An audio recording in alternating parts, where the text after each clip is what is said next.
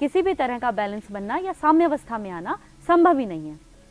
लेकिन इसको और अधिक गहराई से समझने के लिए हम एक और कॉन्सेप्ट की बात भी यहाँ कर लेते हैं, और वो कॉन्सेप्ट है आर्किमिडीज का सिद्धांत या उत्प्लावन बल। देखिए, जब आप छोटी क्लासेस में थे तो आपने ये नाम शायद सुना हो, आर्किमिडीज। अगर नाम नहीं भी सुना हो तो इसका दिया हुआ सिद्धांत आप लोगों ने ज़रूर सुना है। और सिद्धांत ये है कि पानी में तैरती हुई वस्तु या किसी भी स्थिति में तैरती हुई वस्तु अपने भार के बराबर के तरल पदार्थ को हटाती है। यानी कोई भी वस्तु पानी में या किसी भी तरल पदार्थ में तभी तैरेगी जब वो अपनी भार के बराबर के हिस्से को वहां से हटा देगी।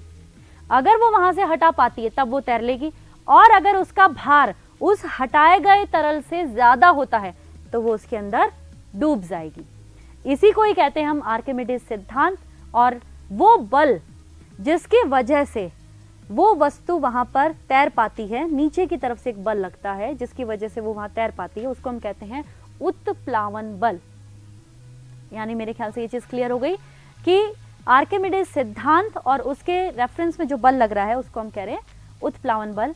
इस एग्जाम्पल में आप देखें कि हमने 3 बीकर यहाँ पे रखे हुए हैं। इन 3 बीकर के अंदर जब हमने वेट को नीचे की तरफ डाला तो वेट में हमने पाया कि जैसे जैसे हमने वेट इस बीकर के अंदर डालते जा रहे हैं, जैसे जैसे हम वेट इस बीकर में डालते जा रहे हैं, वैसे वैसे ये पानी का जो लेवल है वो थोड़ा सा ऊपर उठ गया और पानी इस पास वाले बीकर के अंदर आ गया।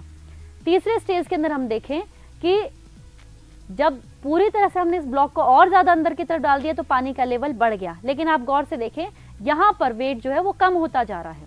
पहले वेट इतना ज्यादा था, उसके बराबर हिस्से में जब बाहर की ओर निकल गया तो वेट कम हो गया और अल्टीमेटली वेट लगभग 0 हो गया, 0 हो गया, क्योंकि हमने बराबर का पानी जो है वो यहाँ पर बाहर की ओर निकाल दिया। ये बिल्कुल वैसा है कि जैसे आप अगर पानी में स्विमिंग करते हैं तो अपने आप को हल्का महसूस करते हैं, क्योंकि आपने अपने उस भार के बराबर पानी को जो है वो साइड में से निकाल दिया है। ये आर्किमिडीज का सिद्धांत यहाँ तक तो समझ में आ गया, लेकिन इसका संबंध क्या है पृथ्वी की जो बात आज हम कर रहे थे कि पृथ्वी के ऊपर बैलेंस कैसे बनता है, उसके साथ इसका क्या संबंध है। आइए देखें। इस एग्जाम्पल में आप देखिए कि यहाँ पर बताया गया है कि ये जो ऊपर वाला जो ब्लॉक है ये लिथोस्फीयर है। ये जो हल्के कलर में आपको दिख रही है यानी कम घनत्व की एक परत है लिथोस्फीयर, और नीचे वाली जो परत जिसको डार्क कलर से किया गया है वो एस्थेनोस्फीयर है। यानी ये बिल्कुल हमारी पृथ्वी की संरचना की तरह है। लिथोस्फीयर हल्के पदार्थों से निर्मित है, एस्थेनोस्फीयर भारी पदार्थों से निर्मित है, और लिथोस्फीयर इसके ऊपर तैर रही है। अगर किसी जगह पर किसी कारण से और भार यहाँ पर डाल दिया जाए, यानी भार में वृद्धि हो जाए, तो क्या होता है, भार में वृद्धि होने से ये लिथोस्फीयर के ऊपर धीरे धीरे इस भार में वृद्धि होने से एक बल लगता है जिसको हम कह रहे हैं फोर्स, ग्रेविटेशनल फोर्स। यानी इस भार की वजह से इस लिथोस्फीयर के पार्ट के ऊपर एक बल लग रहा है जो नीचे की तरफ जा रहा है, धकेल रहा है इसको। दूसरा एक बल इसी के साथ उत्प्लावन बल लग रहा है जो ऊपर की ओर डायरेक्शन लिए हुए हैं। ध्यान से देखें, हमने पहले भी बात की थी कि किसी भी पदार्थ का नीचे की ओर बल जो है वो गुरुत्व बल होता है, और ऊपर की तरफ जब बल लगता है, क्योंकि आर्किमिडीज सिद्धांत यही कह रहा है कि वो उसे ऊपर की ओर उठाने की कोशिश करेगा, तो वो जो बल है उसको हम कह रहे हैं उत्प्लावन बल। दोनों की डायरेक्शन एक दूसरे के अपोजिट है। जब इन दोनों की डायरेक्शन एक दूसरे के अपोजिट है तो ये जो बीच का जो हिस्सा है वहां पर क्या होगा, वहां पर एक्सपांशन हो जाएगा। यानी ये जो ब्लॉक हमें दिखाई दिया ये नीचे नहीं जा करके एक्सपांड हो जाएगा, मतलब इसका मूवमेंट दोनों की तरफ हो जाएगा। और इसी को ही हम कहेंगे कि यहाँ पर समानांतर के तौर पे, हॉरिजॉन्टल के तौर पर किसी भी स्थलाकृति का एक्सपांशन हो गया या वृद्धि हो गई। इस कॉन्सेप्ट का हमारे उस बैलेंस वाले कॉन्सेप्ट से क्या रिलेशन, आइए देखे बात करते हैं कि जब किसी भी क्षेत्र के ऊपर भार पड़ा और उस भार के बाद में उसका एक्सपांशन हो गया तो उससे क्या फर्क पड़ता है। डायग्राम में आप देखें कि यहाँ पर हमने 2 डायग्राम बनाए हैं। इन दोनों डायग्राम के अंदर अलग अलग जगह के समायोजन को बताया है। पहला जो है वो स्थानीय समायोजन है और दूसरा जो है वो क्षेत्रीय समायोजन है। स्थानीय समायोजन मतलब बहुत ही लोकल लेवल के ऊपर किस तरह से पृथ्वी की सतह समायोजित करती है उस बढ़े हुए भार को, ये यहाँ पर दिखाया गया है। स्थानीय समायोजन में भार जब नीचे की ओर आ रहा है तो उस पृथ्वी या उस क्रस्ट का वो हिस्सा धीरे धीरे नीचे की ओर जा रहा है और कोशिश की जा रही है कि किसी तरह से उत्प्लावन बल के जरिए वो वहां पर मेंटेन रह जाए। जबकि क्षेत्रीय समायोजन यानी बहुत लार्ज स्केल पर अगर भार आ जाता है तो क्या होता है, लिथोस्फीयर यानी जो ऊपर की परत है वो परत ही धीरे धीरे नीचे धंसने लग जाती है, बैंड होने लग जाती है, मुड़ने लग जाती है। ये दो बिल्कुल अलग अलग तरह के समायोजन के तरीके हैं जिनकी वजह से हमारी पृथ्वी के ऊपर संतुलन बना हुआ है। थोड़ा सा और इसके ऊपर बात कर लेते हैं कि एक बहुत बड़ी चीज जो इस दौरान हमारे सामने आई, हमारी पृथ्वी के ऊपर समायोजन के प्रॉब्लम के रूप में हमारे सामने आ रही है, वो क्या है, वो है हिमनद। ग्लेशियलाइजेशन जब शुरू हुआ था, हिमानीकरण जब प्रारंभ हुआ था पूर्व के अंदर, प्लेस्टोसीन काल के अंदर, तो क्या हुआ था कि हमारी पृथ्वी के धरातल के ऊपर बर्फ का बनना शुरू हो गया था। कंपैरेटिवली बर्फ भारी होती है और एक सीमित क्षेत्र पर थी, इसलिए उसने इस लिथोस्फीयर यानी पृथ्वी की क्रस्ट के ऊपर, धरातल के ऊपर वजन डालना प्रारंभ कर दिया। तो हिमानीकरण के प्रारंभ से लेकर के इसके एक्सट्रीम तक पहुंचते पहुंचते पृथ्वी के धरातल के ऊपर लोड या भार बढ़ गया। जब भार बढ़ेगा तो नीचे स्थित मैग्मा, आप याद करें वो होम्स का मॉडल जिसमें ये साफ साफ था कि भार ऊपर से बढ़ता है तो नीचे से मैग्मा शिफ्ट होता है। तो नीचे जो मैग्मा था उस मैग्मा में विस्थापन हो गया।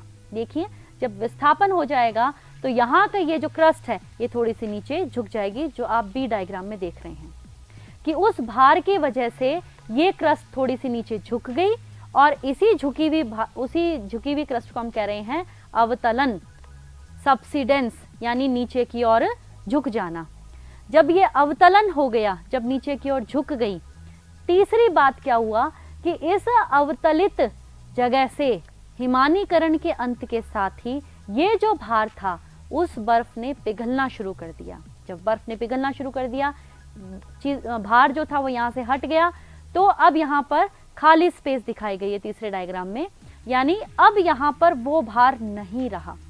जब भार नहीं रहा तो क्या होगा, मैग्मा वो जो यहाँ से शिफ्ट हुआ था वापस अपनी जगह आना चाहेगा, और जब वापस अपनी जगह आने लगेगा तो फिर से इस क्रस्ट की सतह के ऊपर, इस क्रस्ट के ऊपर प्रतिक्षेप हो जाएगा, रीबाउंडिंग हो जाएगी, वापस ये अपनी शेप के अंदर आ जाएगा।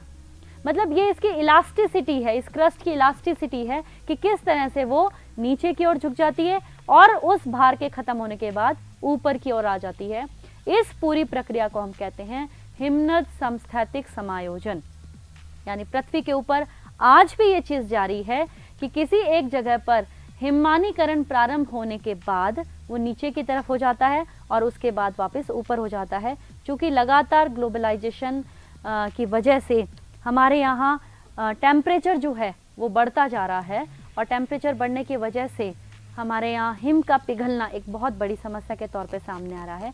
इसी समस्या के दौरान आप ये चीज़ देखें कि वो हिस्से जो पहले हिमानीकरण से की वजह से ढके हुए थे, भार में थे, अब वहाँ से निर्हिमानीकरण हो गया। मतलब वहाँ से बर्फ हट गई। अगर बर्फ हट गई तो भार हट गया, भार हट गया तो उन हिस्सों को क्या होना चाहिए, ऊपर की ओर आना चाहिए। और इसका सबसे बड़ा एग्जाम्पल हम देख रहे हैं नेक्स्ट डायग्राम में। आप देखें कि स्कैंडिनेविया का ये हमने एग्जाम्पल लिया है। हिमनद हिमनद से जो क्षेत्र पहले पूरी तरह से दबे रहते थे, अब वहाँ से हिमनद हटने के कारण ये जो हिस्सा है ये बिल्कुल क्लियर हो गया है।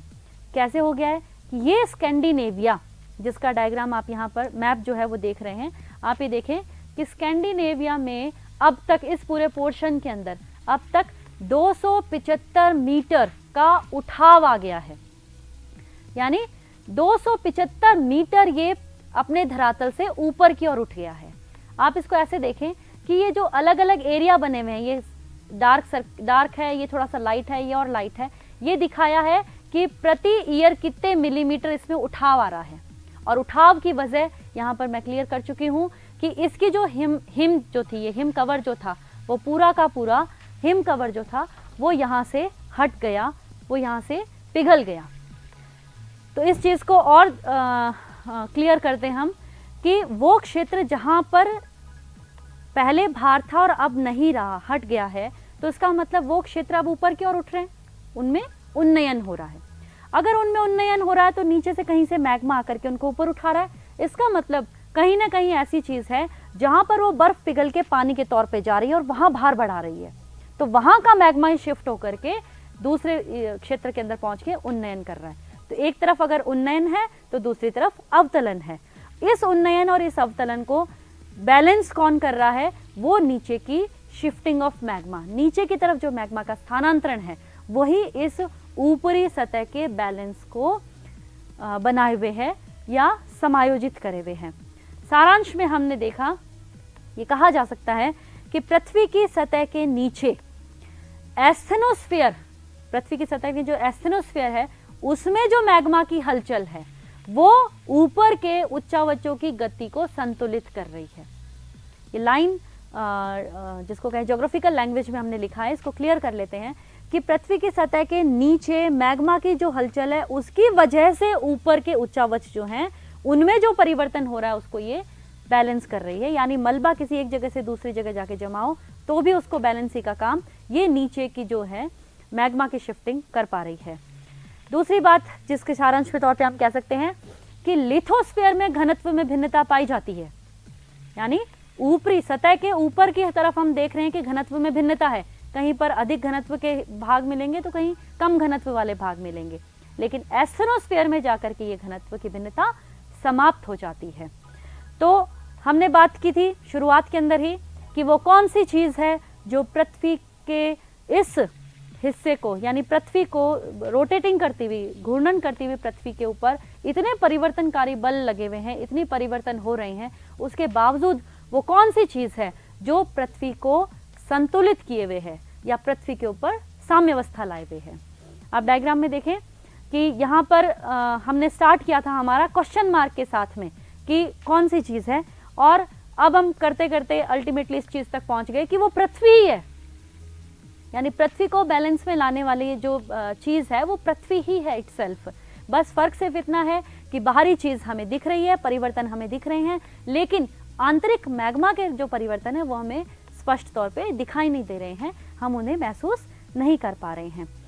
तो मुझे लगता है कि आज की हमारी इस क्लास में मैं काफ़ी कुछ हद तक इस चीज़ को स्पष्ट कर पाई हूँ कि किस तरह से हमने एक घूर्णन करती हुई पृथ्वी के ऊपर ये जो अलग अलग उच्चावच बने हुए हैं और इन उच्चावचों की जो गति हो रही है ये किस तरह से एक दूसरे को समायोजित कर रहे हैं, बैलेंस में रख रहे हैं, और पृथ्वी के ऊपर इतने सारे परिवर्तन होने के बावजूद पृथ्वी आज भी उसी तरह से साम्यावस्था के अंदर उपस्थित है। लेकिन ये एक हद तक संभव है, पृथ्वी के लिए स्वतः अपने आप को बैलेंस में लाना एक हद तक संभव है। अगर ह्यूमन एक्टिविटीज़ इतनी ज़्यादा बढ़ जाती हैं, मानवीय क्रियाएं इतनी ज़्यादा बढ़ जाती हैं कि तेज़ी से ऊपर की घटनाएं घटित होने लग जाएं, तो शायद पृथ्वी की आंतरिक संरचना के लिए संभव नहीं होगा कि वो ऊपर होने वाले परिवर्तनों को उस तरह से समायोजित कर सकें, और उसी का रिजल्ट हमें कहीं कहीं भूकंप, ज्वालामुखी